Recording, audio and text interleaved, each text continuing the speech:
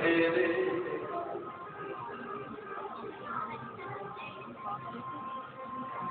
बड़ा साहेब ऊंचा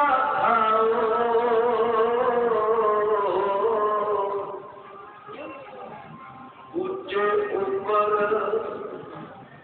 ऊंचा जेब दिया तेरी दात जेब दिया तेरी दात जिन दिल करके तीरा खसम दिशा है कम नानक नावे बाज सुनात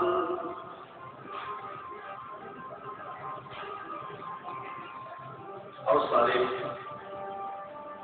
धारणा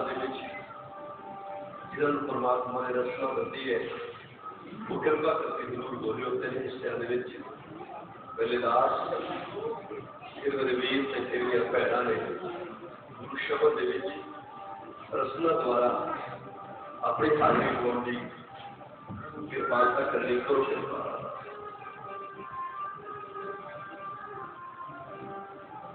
उस पावन परमेश्वर अकाल पुरख होगा किसी ने अंत नहीं पाया ना पा सके वो बहुत बड़ा है तू समर्थ बड़ा मेरी बात कोई ना कुछ जीव हाँ कलयुगी जीव हाँ उस परमात्मा के गुण का वर्णन किस तरह किया जा सकता है हे मेरे मालिक तेरे बारे में ब्रह्मा भी नहीं जानता तेरे बारे में शिव भी नहीं जानता विष्णु भगवान भी नहीं जानता कि तू की करने वाला है कितनी बड़ी तेरी ये लीला है इसको जानना औखा है और बड़े प्रेम ना पड़े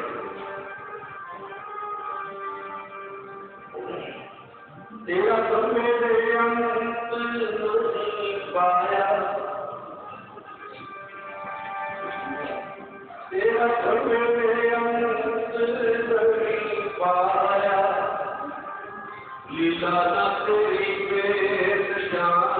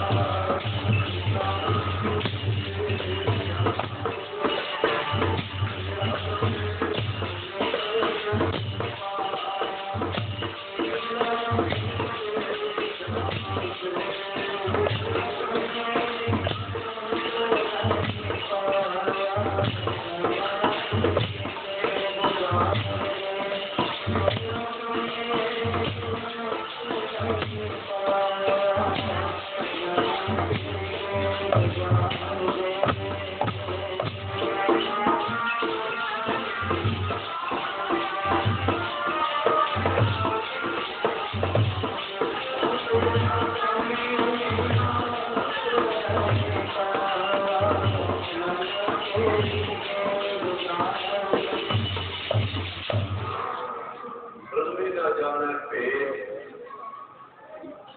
अवतार न जाने अंत, परमेश्वर पार स्वरूप से अंत। उस वाली सात संगत अजा पसारे बहुत ही श्रद्धा से सत्कार के नाल, बड़ी खुशी से चाह के नाल धन धन साहिब श्री गुरु ग्रंथ साहब महाराज हाजर नागर सतगुरु प्रकट मेरे मालिक शब्द गुरु जिन्हों की पावन पवित्र चरण हजूरी है अते सिद्ध पुरुष ब्रह्म ज्ञानी सत मिलते सत बाबा हरिदास जी महाराज उन्होंने महापुरुषों का ऐसा स्थान है। उस पावन पवित्र स्थान से रात्रि के दीवान के विच सारिया हरिओ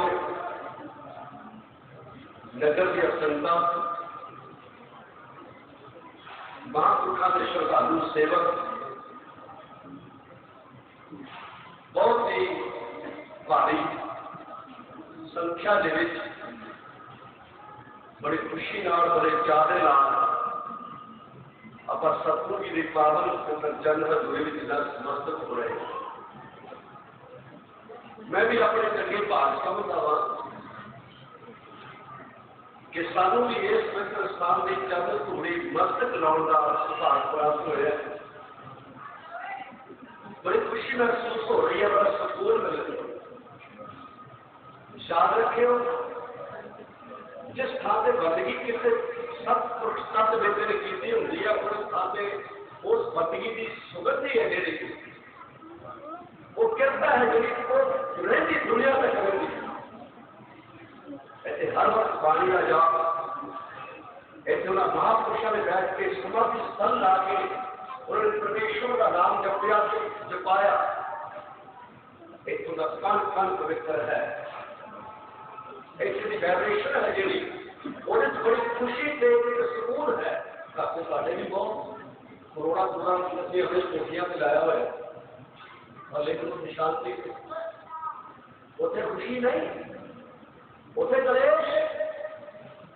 उसे पता नहीं क्यों ना बताना पड़ता है। तुम आप ही डालते हो क्यों? क्योंकि जमीन साथ में बड़ा पावन प्रमाण करता है कि कभी यह का साधना से लिए हर की पूजा हो देश आधार अनुसार के पूर्ण होता है। जेड़े घराने में कदे परमेश्वर का बाणी का जाप नहीं किया जाता, रब का नाम नहीं लिया जाता, कोई मर्यादा नहीं ग्रंथ वाले किसी सतपुरुष किसी महापुरुष के जल नहीं बसते जाते, संगत को सद के उन्होंने सेवा नहीं की जाती। कहते उस घाटे की सुविधा कहते दुखा का वास्ता हो जाता है। होते नहीं तो बस करके कितों होते थे उत्थे रहन वाले की गिनती भी कुत्ता वर्गी हो जाती है। आपको रहन वाला का ही मेरा गिनती हो जाती है, वो कुत्ता की तरह बन जाती है। उससे हर वक्त करेगी लड़ाई होती। इस करके भाई एक महापुरुषों का पावन स्थान है। इतों की सुगंधी लैन वास्ते, इतों का आशीर्वाद लैन वास्ते जिसे तुम सारा नगर इतों धियां इतों के रिश्तेदार तुम सारे अपने अपने घराने में आए हो, इस स्थान से नतमस्तक हो रहे हो। इस करके सतगुरु तुहाडे सबसे मेरा हाथ रखन तुहानू उसके नाम दान की दात तुहाडे झोलियां दे विच पा। आओ मैं कहने तो पहला तुहाडे नाल फतेह दी सांझ पावां क्योंकि परंपरागत तौर से मेरे तो पहला बाबा जी बाबा सुंदर जी आदि शब्द के नाल इतिहास नाल जोड़ रहे सन। सो आओ बड़े प्रेम से सत्कार अद के नाल सारी तरफ गजबल के आखो जी वाहिगुरू जी का खालसा वाहिगुरू जी की फतेह। जिथे वैसल संत जन सो खान सुहंदा वो सेवन समर अपना जिथे बैठ के किसी महापुरुष ने बंदगी की हो, जिथे महापुरुषों का शरीर ब्रह्म लीन होया हो, उस स्थान से उनको उन्होंने महापुरुषों के नाम की कमाई है वो कभी मुकती नहीं। साढ़े घरानियां कमाइयां असीं सारी जिंदगी जोड़ते मर जाते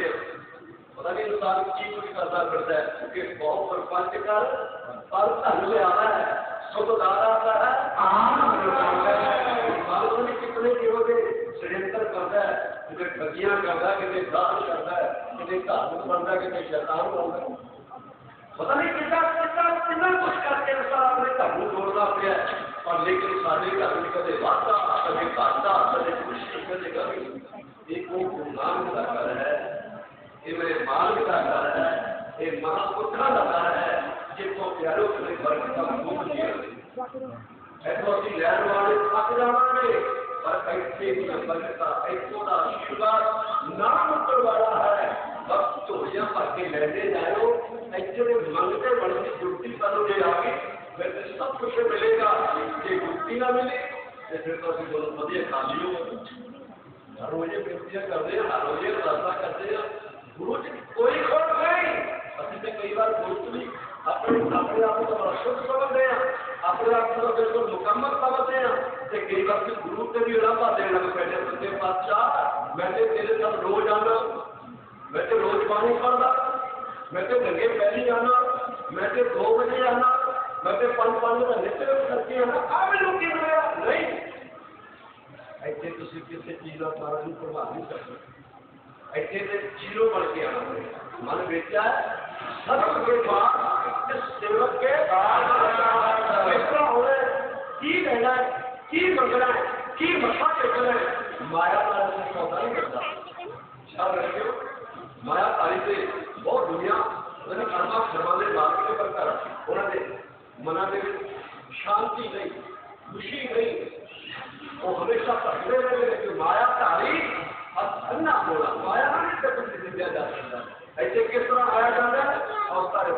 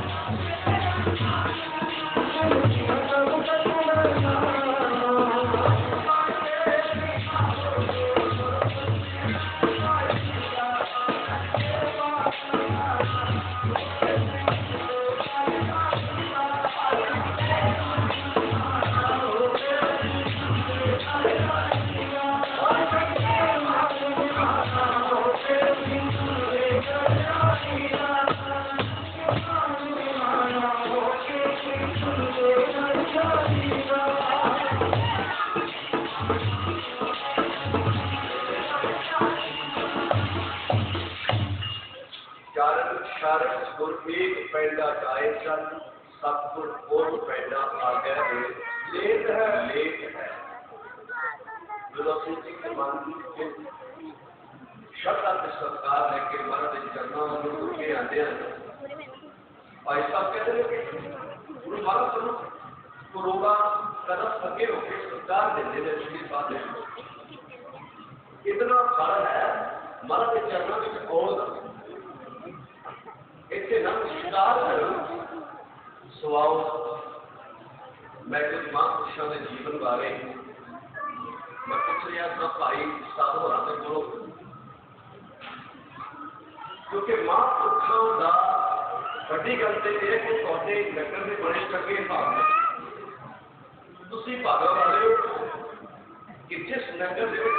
महापुरुषों का आना होया, जिस नगर के महापुरुषों का ये पावन पवित्र स्थान शिशोक्त है कि तुसीं बड़ी श्रद्धा नाल बड़े सत्कार ते खुशी नाल आए साल उन्होंने बख्शी समागम लो। साधु के दर्शन करने का सुभाग मिले, बड़ी खुशी हो रही। प्यारे संत बनना बहुत औखा है। संत ये नहीं कि आप बाजा बजाउन लग गए, धारणा लाउन लग पे, चार शब्द बोलन लग पे, अपने जो भी बाले या होर पता बन लिया वड्डियां वड्डियां गड्डियां ले लिया या दो चार अपना नाम ले ले, संत बन के मॉडर्न कर संत बन लो। सत शब्द के मर्जी डालूंगा, और लेकिन संत बनने वास्ते साध बनने वास्ते कई जन्म लग जाते हैं, कई जन्म लग जाते। संत की परिभाषा है जी श्री गुरु ग्रंथ साहब जी को पूछो कि संत कौन है। देखी भी है साधे वाले, उन्होंने कहा गलफा के करार कर धोतियां तेरे पार कर गले गिला जप मारिया लोटे हाथी बात कोई हाके शब्द ना आखिया बना सके वो धर्मशाला करके सब लुटने भी है, असि लुटे भी जाते हैं। ये धर्मशाला है, सुभाषशाला है। धर्मशाला किसको कहते हैं? धर्म के नाम से खुशियां मारना, धर्म के नाम से लोगों को बेवकूफ बनाना, पदार्थ इकट्ठे करने, माया इकट्ठी करनी, उन्होंने कहते हैं धर्मशाला। ठीक है, वाकशाला। वाकशाला की होगा आज समाजवादी का नजर मार के देखिए, पूरी बात करते हैं ये नजर मार के देखिए तो वाकशाला कौन हो गया? और कि ऊपर ऊपर से प्यार करना, ऊपर ऊपर से सत्कार करना, ऊपर मान देना और अंदर काफी मानना, अंदर कैंची की तरह कटना। एक राजनीति का एक तत्व है, कहते घरे बंदे का भला नहीं करना चाहिए। जो सात बड़ा होगा ना पूरा भला करना भी माड़ा है। मैं थोड़ी जी उदाहरण देने लगा, क्योंकि कोई गल इस तरह से जानी है, ये नहीं कि आप प्रशासन से बनाए, प्रशासन सारे का हर वही बढ़ है, पर यह सत्संगत है। सत्संगत ऐसी जानी है जिसे एक को नाम खानी है। ऐसे कोई राजनीति गल नहीं होएगी, की गल नहीं होएगी, ऐसे सब बाणी नहीं गल, परमेश्वर की गल, महापुरुषों की गल, महापुरुषों के साथ से गुरु महाराज चरण का रुखसर वास्ते मिले।